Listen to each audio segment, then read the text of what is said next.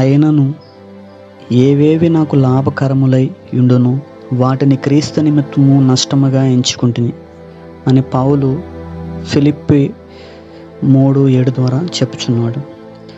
ఇతరుల నీతి కంటే క్రైస్తవుని నీతి వ్యత్యాసమైనది. కొందరు మంచివారుగా ఉంటారు కానీ హృదయ శుద్ధి కలిగి ఉండకపోవచ్చును. యోధా మతమును పౌలుకు ఒక రకమైన నీతిని కలిగించినది. అయితే అది దేవుని నీతి కాదు. ఒకడు తాను ఎంత దౌర్భాగ్యుడో గ్రహించుకుంటే దేవుని ఎదుట విరిగిపోతాడు. అయ్యో, నేనెంత దౌర్భాగ్యుడును, ఇట్టి మరణమునకు లోనగు శరీరము నుండి నన్నెవడు విడిపించును అని బాధపడతాడు. అలాంటి వ్యక్తి తాను ఆత్మ యొక్క మనస్సు చొప్పున ఏమీ చేయలేదని గ్రహించుకుంటాడు. ఆత్మ మనస్సు వచ్చిన ఎడల నీవు కూడా విరిగి నలిగిన హృదయముతో మంచిదేదియో నాలో నుండి రాదు, నాలో లేదు, నా సొంత ప్రయత్నంతోనే మంచివాడిగా కనిపిస్తున్నాను అని అంటావు. కొన్ని బావులలో నీరు పైకి మంచిగానే కనిపిస్తుంది కానీ అడుగున మురికి వాసనతో నింపబడి ఉంటుంది. ఒక వెదురు కర్రతో అడుగు నీటిని కదిలిస్తే మురికి పైకి తేలుతుంది.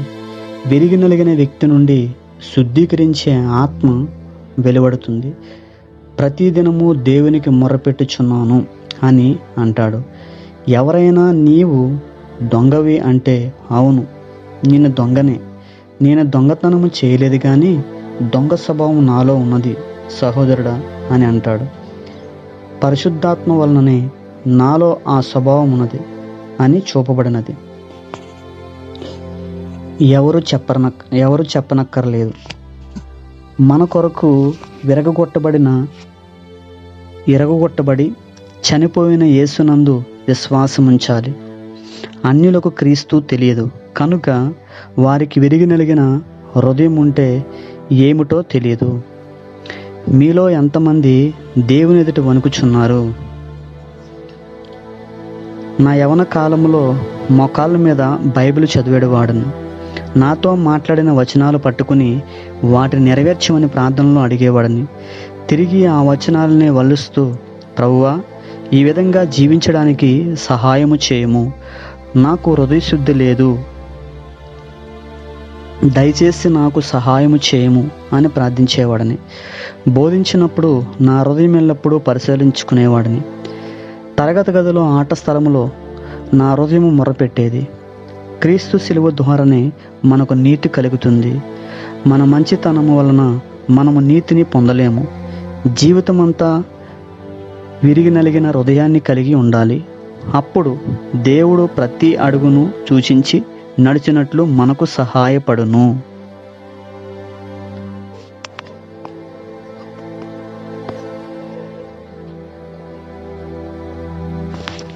నిజమే, చాలామంది జీవితాలలో దేవునికి మందిరానికి వెళ్ళి నేను మంచివాడనే, నా జీవితంలో చాలా మంచి ఉన్నది, నేను దేవుని తెలుసుకున్నాను అని అనుకుంటూ ఉన్నారు. కానీ నిజముగా దేవుని ఆత్మచేత ఆ మనిషి నింపబడినప్పుడు నేను ఎంత దౌర్భాగ్యుడునో అని గ్రహించుకుంటాడు.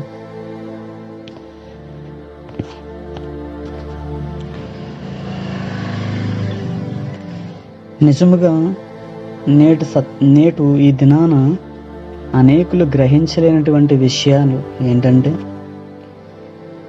హృదయం నిండా ఎంతో కుళ్ళి ఉన్నప్పటికీ కూడా దాన్ని దేవుని ఎదుట తన హృదయమును సరిచేసుకోలేనటువంటి స్థితి మనుషుల దగ్గర కనబడుతూ ఉంది. నిజమే, అనేక బావులలో నీళ్లు ఉండొచ్చు. అయితే ఆ బావుల యొక్క నీరు పైకి చాలా నీట్గా మంచిగా ఉండొచ్చు. ఎప్పుడైతే ఆ బావి యొక్క అడుగున ఒక కర్ర తీసుకుని ఆ కర్రతో ఆ అడుగు భాగాన్ని కదిలిస్తామో అడుగునటువంటి మురుకు పైకి తేలుతూ ఉంటుంది. మనిషి హృదయాలలో కూడా పైకి మనిషి మంచిగానే కనిపించినప్పటికీ కూడా ఆత్మీయంగా హృదయంలో చూచుకుంటే ఎంతో మురికి, ఎన్నో అడ్డుబండలు హృదయంలో ఉన్నవి. పైకి మంచిగానే కనిపిస్తున్నాను అనుకుంటూ లోపల ఉన్నటువంటి ఈ మురికిని మనుషులు ఈ దినాన కడుక్కోలేకపోతూ ఉన్నారు. అందుకే పౌలు గారు ఇక్కడ మాట్లాడుచున్నారు, ప్రతి దినము దేవుని దగ్గర నేను మొరపెట్టి నా హృదయంను శుద్ధి చేసుకుంటేని అని ఆయన చెప్తున్నాడు. ఒక నిజమైనటువంటి దైవభక్తి కలిగి ఉన్నటువంటి ఒక వ్యక్తి ఆయన దగ్గర మనం సంభాషించి నీవు దొంగవు అన్నప్పుడు ఆయన నిజముగా భక్తిలో ఉన్నట్లయితే నేను దొంగనే అని చెప్తాడంట. ఎందుకనంటే నేను దొంగతనం అయితే చేయలేదు, కానీ నాలో దొంగ స్వభావం ఉందని ఆ వ్యక్తి ఒప్పుకుంటాడంట. నిజమే, నేటి దినాలలో అనేకులలో దొంగతనం చేయకపోవచ్చు, కానీ దొంగ స్వభావం మనుషుల్లో ఎంతో వెలుబడి చేస్తూ ఉన్నది. మన జీవితంలో కూడా దేవుని దగ్గర సరిచేయవలసినటువంటివి ఏమైతే ఉన్నావో వాటిని సరిచేసుకున్నటకు దేవుని దృష్టికి లాభకరములైనవి మన ఎదుట ఉంచుకొనవలెను. ఆయన దృష్టికి మన హృదయంలో ఏ అయితే హేయమైనటువంటివి ఉన్నావో అవి మనం విడిచిపెట్టినప్పుడు మన హృదయం కూడా ఎంతో తేటగా ఉంటుందని తెలియపరుస్తూ ఉన్నది. కాబట్టి క్రైస్తవ నీతిని మనం అమర్చుకుంటూ దేవుని కొరకు యథార్థమైన హృదయంతో మనం పోరాడవలనని పౌలు మాట్లాడుచున్నాడు.